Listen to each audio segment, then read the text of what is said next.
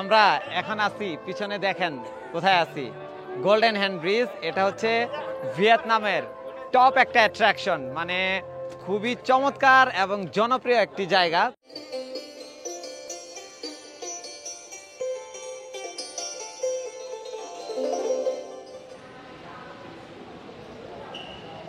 পাহাড়ের মধ্যে উঠে যাচ্ছে এরকম ট্রেন, বাপরে বাপ, একদম খাড়া উঠে যাচ্ছে। এই ভিলেজটি মূলত 19 শতকের ফ্রেঞ্চ স্থাপত্যের আদলে তৈরি করা হয়েছে এবং এটি যেন ভিয়েতনামের পাহাড়ের উপরে এক টুকরো ইউরোপ।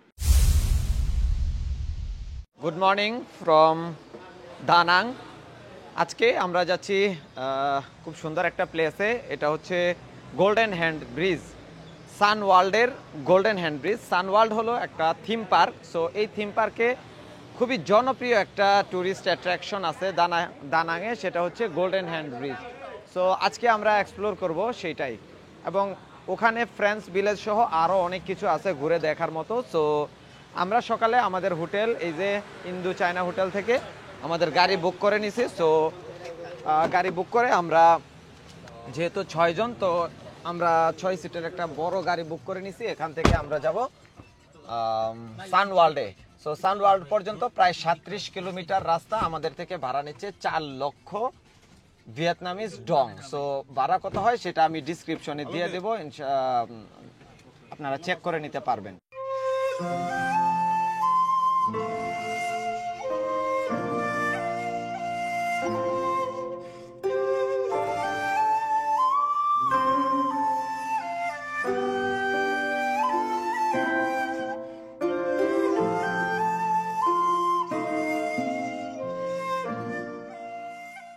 আমরা এখন চলে আসছি, এই যে আমার টিম।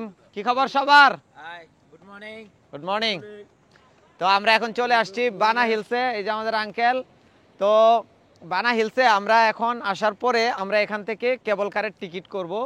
টিকিট করে ওই যে দেখেন একদম পাহাড়ে উঠে যাচ্ছে। এটা প্রায় বিশ্বের যে সবচেয়ে বড় কেবল কারগুলো আছে তার মাঝে এটা একটা অন্যতম, মানে একদম লংয়েস্ট, কোনো বিরতিহীনভাবে।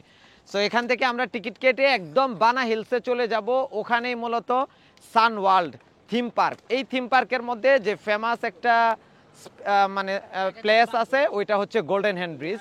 সো ওইটাই আমাদের আজকের ডেস্টিনেশন। এটা ছাড়াও আশপাশে অনেক কিছু আছে, সব কিছু এক্সপ্লোর করবো আপনাদেরকে সাথে নিয়ে। এখানে আপনারা চাইলে বাইকে করেও আসতে পারবেন। অনেক মানুষ আসছে বাইকে করে। এটা হচ্ছে পুরো পার্কিং এরিয়াটা। এখানে গাড়ি পার্কিং করে তারপরে আপনাদেরকে এই যে কেবল কার আছে, এই কেবল কারে করে একদম উপরে উঠে যেতে হবে। এই যে দেখেন কেবল কার, মানে পৃথিবীর সবচেয়ে বড় কেবল কারগুলোর মধ্যে এটা অন্যতম। দেখেন কোথায় উঠতেছে কেবল কার। এই যে এটা কিন্তু এখানেই শেষ না, অনেক উপরে। সো যেতে যেতে আপনাদেরকে সবকিছু দেখাবো।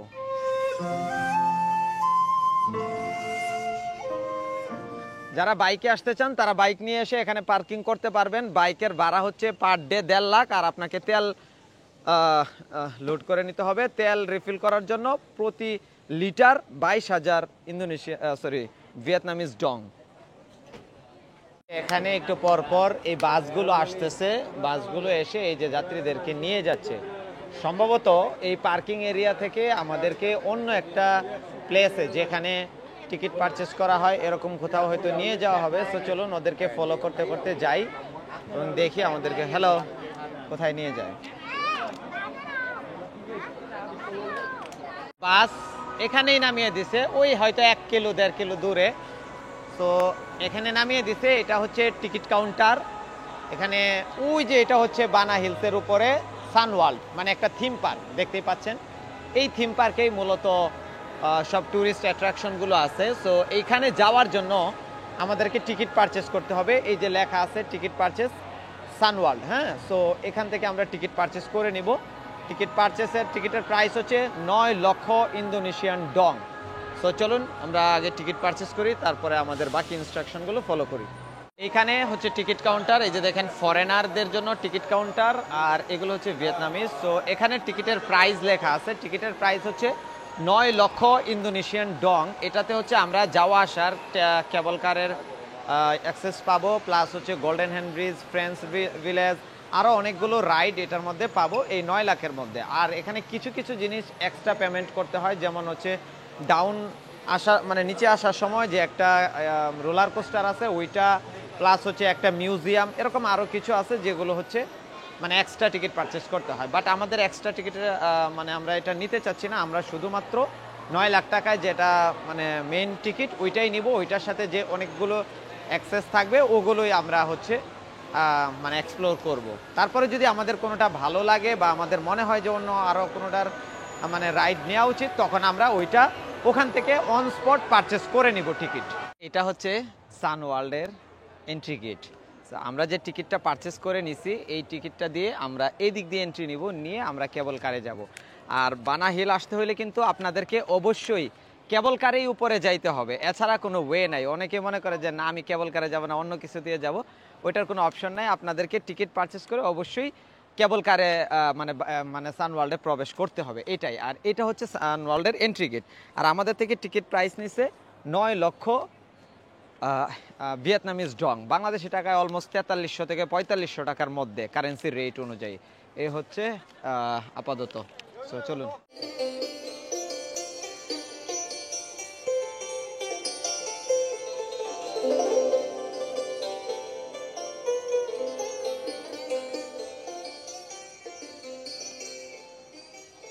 যেতে যেতে অনেকগুলো ছোট ছোট দোকানপাট, ফুড কোর্ট এগুলো আছে, বাট এগুলো ম্যাক্সিমামগুলোতে পর্ক থাকে। আমরা না জেনে একটা ব্রেড নিয়ে নিছিলাম, পরে জিজ্ঞেস করে দেখলাম যে এটাতেও পর্ক আছে, তো টাকাগুলোই লস হইল।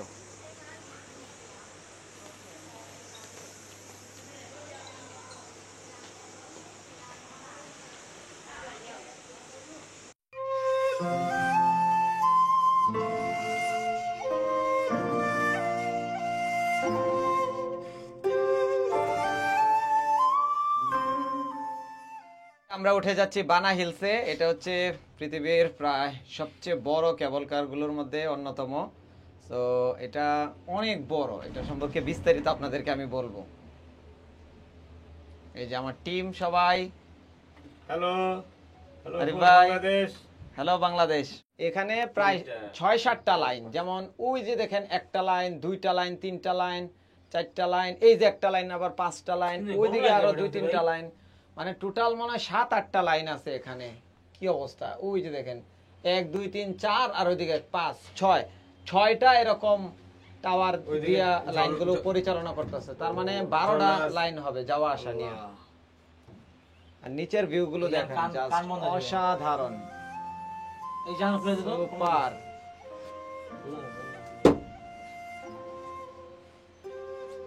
দেখেন কোথায় নিয়ে যাইতেছে আমাদেরকে, আল্লাহু আকবার। ভিউটা সুইজারল্যান্ডের মতো লাগে না? সুপার ভিউ দেখেন, আল্লাহু আকবার। এখানে ঝর্ণা, এখানে আসা সম্ভব না, বাট উপর থেকে ফিল করা যাবে।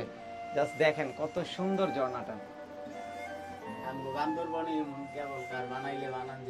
আমরা বানা হিলসে প্রবেশ করেই প্রথম ডেস্টিনেশন হচ্ছে গোল্ডেন ব্রিজ। সো এই গোল্ডেন হ্যান্ড ব্রিজে আমরা প্রথমে যাব। এর জন্য ভিতরে প্রবেশ করে কেবল কার থেকে নেমে আপনারা কাউকে জিজ্ঞেস করবেন, কারণ এটা এতটা বড় যে আমি ভিডিও দেখাইলে আপনারা মনে রাখতে পারবেন না, যার কারণে যারা দায়িত্বে থাকবে তাদেরকে জিজ্ঞেস করলেই দেখায় দিবে। সো এই যে এরকম একটা মানে ট্রেনের মতো, ট্রেনের রাস্তা দিয়ে যাবে, ওইটা দিয়ে আমরা যাব গোল্ডেন ব্রিজে।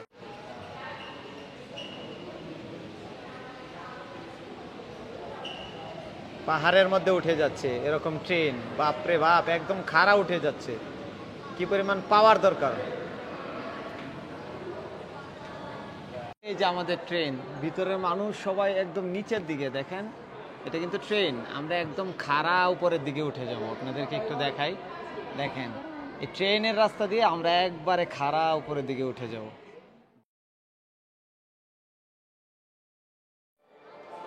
হ্যালো, এই যে আমরা চলে আসছি গোল্ডেন হ্যান্ড ব্রিজে। আমরা এখন গোল্ডেন হ্যান্ড ব্রিজে যাব, সান ওয়ার্ল্ডের সেই ফেমাস গোল্ডেন হ্যান্ড ব্রিজ।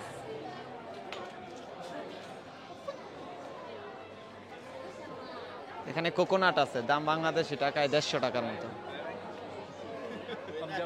ছবি অনেক সুন্দর উঠবে। একটু অবজারভেশন ডেস্কটা একটু দেখে আসি।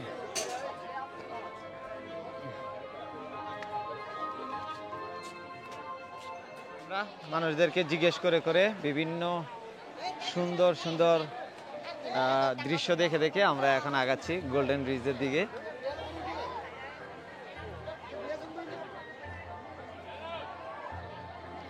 দেখেন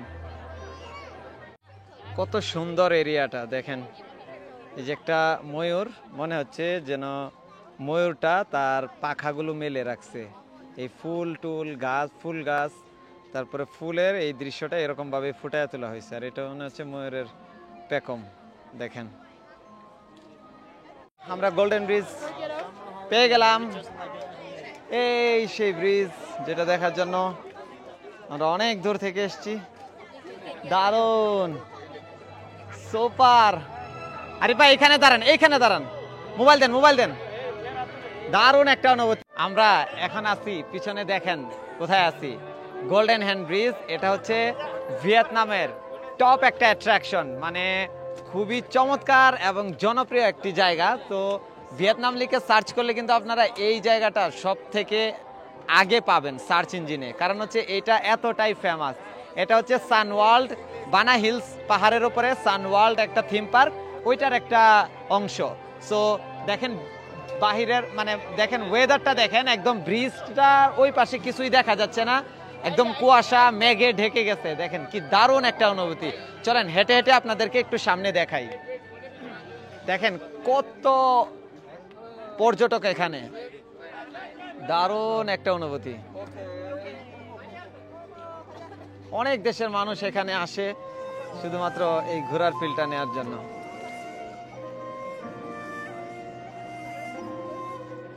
একবারে ঢেকে গেছে কুয়াশায় পুরো, মানে ব্রিজটা, গোল্ডেন হ্যান্ড ব্রিজ একবারে ঢেকে গেছে। দেখেন কত পরিমাণে মানুষ, কি পরিমাণ ক্রাউড দেখেন।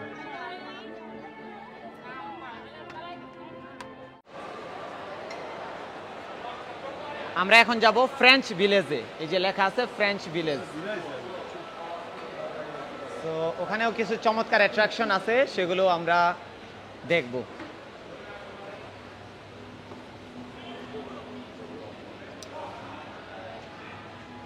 এখান থেকে আবার একটা কেবল কার নিয়ে গোল্ডেন হ্যান্ড ব্রিজ থেকে ফ্রেঞ্চ ভিলেজে যেতে হবে।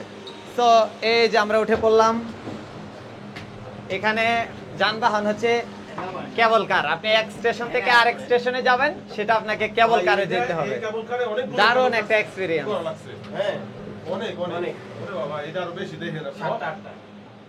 এই যে ফ্রেঞ্চ ভিলেজ দেখা যাচ্ছে সামনে।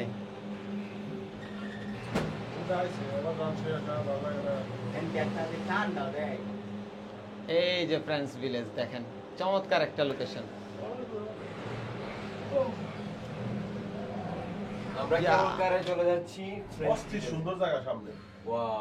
আপনারা নিচে দেখতে পাচ্ছেন জিগজ্যাগ একটা লাইন, এটা মূলত আলপিন কোস্টারের লাইন। আমরা এটাও ট্রাই করব।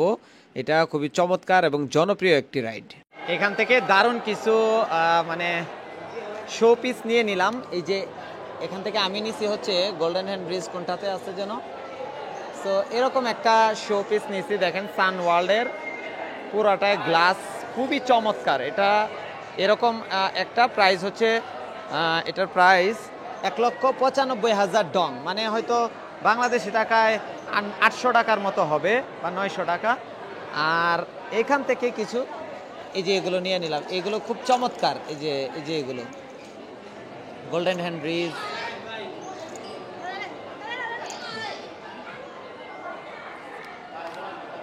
দুইটা চাবির রিং, আর এটা মিলে মাত্র 2,95,000। ফ্রেঞ্চ ভিলেজ এ যেন ভিয়েতনামের সবুজ পাহাড়ের কোল জুড়ে এক টুকরো ইউরোপ।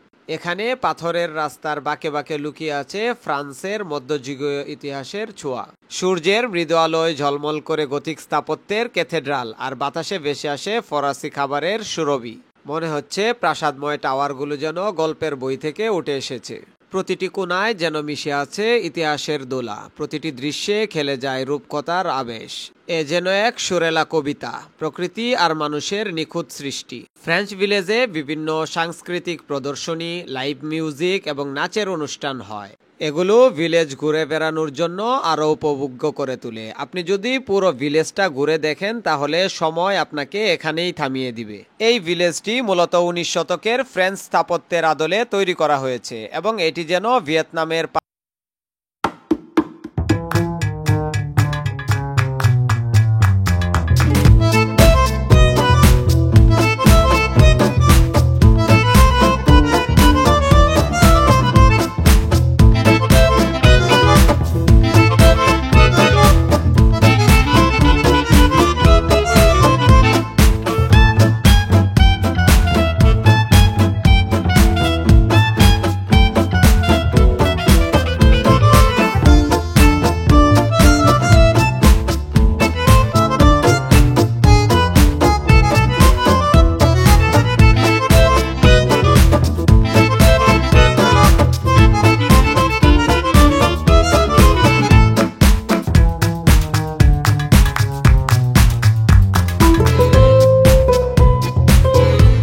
চমৎকার একটা এরিয়া দেখেন, সুপার। প্রত্যেকটা জায়গা আপনার পছন্দ হবে।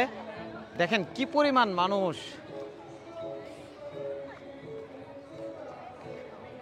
এটা ঘুরতে হলে আমাদের অনেক সময় নিয়ে আসতে হবে। সো দেখি আমরা কতক্ষণ সময় দিতে পারি।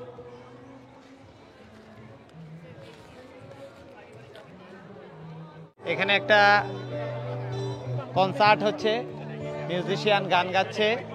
এরকম অনেক জায়গায় অনেকগুলো ফাংশন আছে, ইভেন্ট আছে, বাট আসলে আমাদের কোনটা রেখে কোন দিকে আমরা যাব কিছুই বুঝতেছি না। যেদিকে ইচ্ছে ওইদিকেই হাঁটতেছি। তবে পুরো এরিয়াটা খুবই চমৎকার, আপনি যেদিকেই যাবেন আপনার ভালো লাগবে। সো আমরা ঘুরবো লিমিটলেস। আমরা এখন আছি গোল্ডেন ফাউন্টেনের সামনে। এগুলো মূলত প্রাচীন গ্রিক ও রোমান শৈলীর অনুপ্রেরণায় তৈরি করা হয়েছে। এগুলো ঐতিহাসিক শিল্পকর্মের সঙ্গে বানা হিলসের বিলাসিতা ও আধুনিকতার মেলবন্ধন ঘটায়। এ যেন সোনার আবায় মোড়ানো এক রূপকথার গল্প। আর এই সোনালী ঘোড়ার মূর্তিগুলো যেন ইতিহাসের পাতা থেকে উঠে আসা কোনো মহাকাব্যের নায়ক। এখানে অনেকগুলো খেলার জায়গা, যেখানে লটারির মতো আপনি টিকিট কিনে এই যে এই রিংটা ঘোরাবেন। রিংটা ঘোরানোর পরে আপনি কোনো গিফট পেতে পারেন। এই যে এরকম 100% you have right and for every time.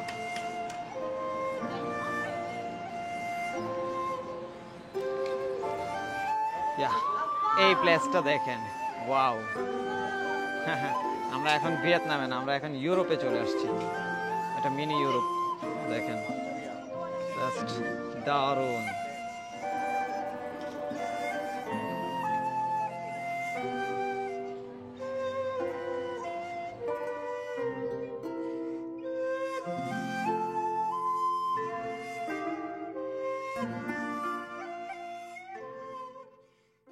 আমরা এখন যাব আলপিন কোস্টার। হ্যাঁ, এটা এই যে দিক দিয়ে ঢুকতে হবে। দারুণ একটা প্লেস, খুব সুন্দর একটা রাইড, এবং এটা খুবই ফেমাস। একটা সিঁড়ি দিয়ে নিচে নেমে এখান থেকে টিকিট কিনতে হবে। এটা কিন্তু আমাদের টিকিটের বাইরে। আরে ভাই, টিকিট কিনেন। একটু ভিউটা আপনাদেরকে দেখাবো এখান থেকে। দেখেন, ওয়াও, পুরো পাহাড় মানে মেঘে ঢেকে গেছে। আমরা কিভাবে নামবো দেখেন। এই যে ওই দিক দিয়েও একটা আছে রোলার কোস্টার, এদিক দিয়েও আছে। তো এখান থেকে প্যাচ গোজ দিয়ে একদম নিচে নিয়ে যাবে। দারুণ একটা এক্সপিরিয়েন্স। পুরা মেঘে ঢেকে গেছে পাহাড়, দেখেন মেঘ। ইয়া ইয়া Influencer. Okay. এটার এই রোলার কোস্টার, এটার টিকিট প্রাইস হচ্ছে 70,000 VND, মানে 70,000 ডং। এখান থেকে আমাদেরকে টিকিট নিতে হবে, নিয়ে এখানে আবার আমরা সিরিয়াল ধরবো। সিরিয়াল ধরে আবার এদিক দিয়ে আমরা রোলার কোস্টারে যাব। দেখেন কি ভয়ঙ্কর, মানুষের কত সাহস দেখেন। এই যে একদম নিচ পর্যন্ত দেখেন, ওদেরকে একবারে ঝুলায়া। ও রে বাবা, কি যে মজা পাচ্ছে আল্লাহ জানে।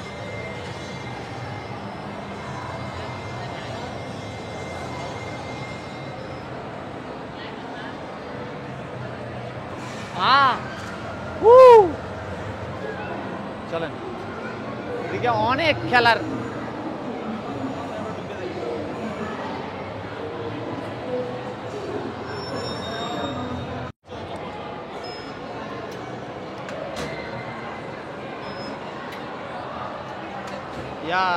আমরা এই যে টিকিট দিয়ে ঢুকে গেছি, আরিফ ভাই আসতেছে।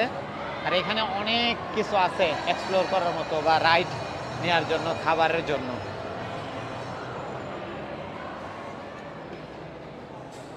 আলপিন কোস্টার।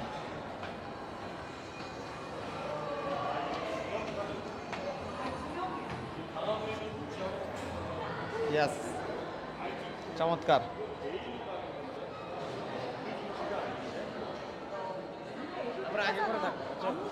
হ্যাঁ,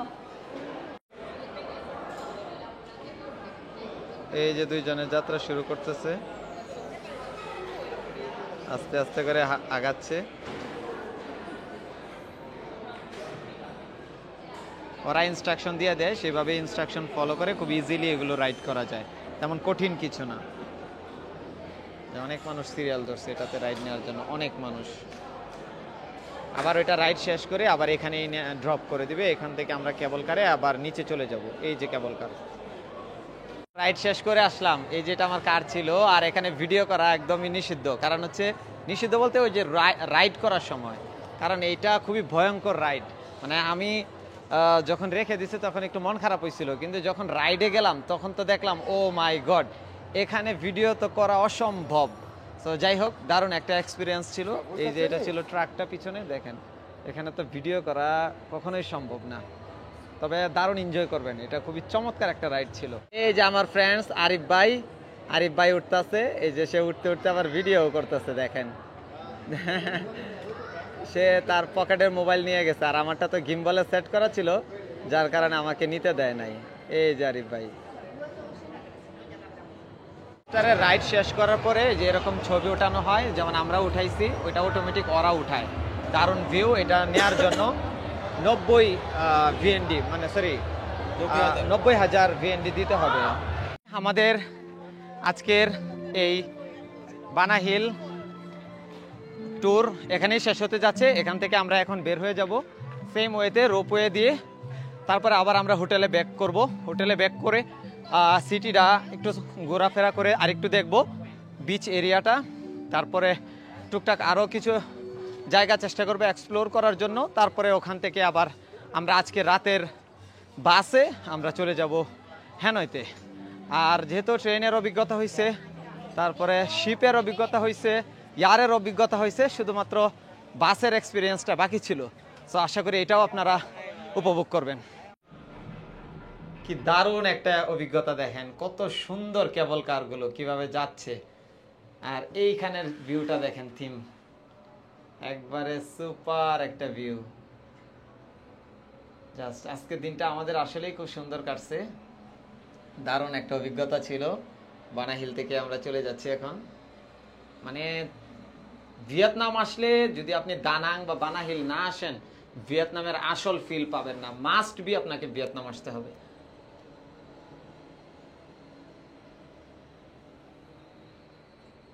দেখেন আল্লাহু আকবার, দেখেন আমরা নামার সময় এত পরিমাণে কুয়াশা যে একবারে দেখাই যাচ্ছে না, একদম নিচে। যে আমরা নিচে নামতে হবে মিনিমাম, মানে কি বলবো, এটার যতটুকু লং, এটার কতটুকু লং এটা আমি ভিডিও ডিসক্রিপশনে বলবো, না হলেও 1.5 থেকে 2 কিলো হবে। মানে আসার সময় ওয়ান ওয়ে ছিল, তো যাওয়ার সময় সেম। দেখেন পিছনে কিছুই দেখা যাচ্ছে না কুয়াশার জন্য, একবারে কুয়াশা ঢেকে গেছে। পিছনে সামনে কোথাও কিছু দেখা যাচ্ছে না। আল্লাহু আকবার, দেখেন শুধু নিজেদেরকেই দেখা যাচ্ছে, কোথায় আসতেছি কোথায় যাইতেছি কিছুই বোঝা যাচ্ছে না। এখন একদম মেঘের মধ্যে ঢুকে গেছি। দেখেন এই যে কেবল কারটা আসতেছে, এটা পর্যন্ত 100 মিটার দূরে দেখা যায় না, এত কুয়াশা। পিছনেও দেখা যায় না, সামনেও দেখা যায় না। দেখেন এই যে কিছুই দেখা যায় না, এই একটা অবস্থা। নিচে কিছুটা অংশ দেখা যাচ্ছে, এই যে পুরো পাহাড় ঢেকে গেছে কুয়াশায়। আল্লাহু আকবার, আল্লাহু আকবার। এগুলোর ভিতর দিয়ে আল্লাহ আমাদেরকে নিয়ে আছে। যেটা হচ্ছে আমাদের ফাইনাল ডেস্টিনেশন। দেখেন ওই যে ওখানে আমরা যাব, এই যে এখানে। আর আমরা এখন আছি কোথায় দেখেন, এই যে এখানে। আল্লাহু আকবার।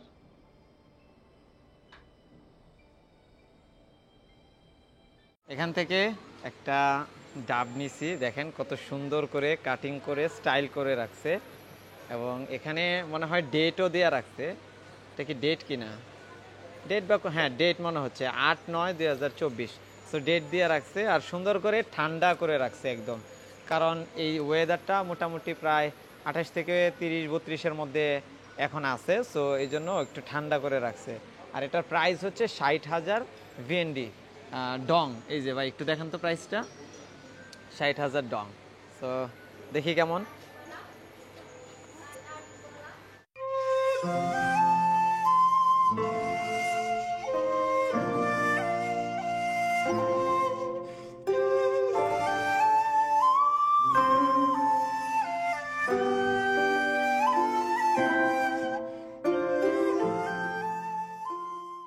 দুপুরের লাঞ্চ করার জন্য আমরা চলে আসছি একটা ইন্ডিয়ান রেস্টুরেন্টে। Indian Ganga restaurant and lounge. এটা গুগল ম্যাপে সার্চ করলেই পেয়ে যাবেন। এটাতে চমৎকার একটা ফিশ ফ্রাই আছে। কালকে রাতে আমরা গ্র্যাবে অর্ডার করেছিলাম, গ্র্যাব ফুডের মাধ্যমে, সো খুব ভালো লাগছিল। তো ওইখান থেকে অ্যাড্রেস নিয়ে আমরা চলে আসছি।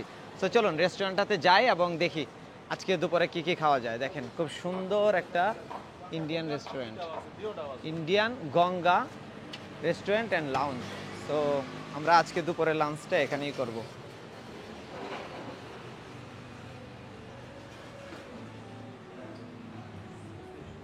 এ হলো আমাদের দুপুরের লাঞ্চ। এটা হচ্ছে রূপচাঁদা গ্রিল, আর এখানে হচ্ছে নান রুটি, আর হচ্ছে এটা কি নিলেন ভাই?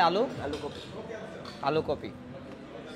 তো এই হচ্ছে আমাদের খাবার, আর এখানে হচ্ছে প্লেন রাইস। এই সবগুলোর প্রাইস হচ্ছে বাংলাদেশি টাকায় কত ভাই?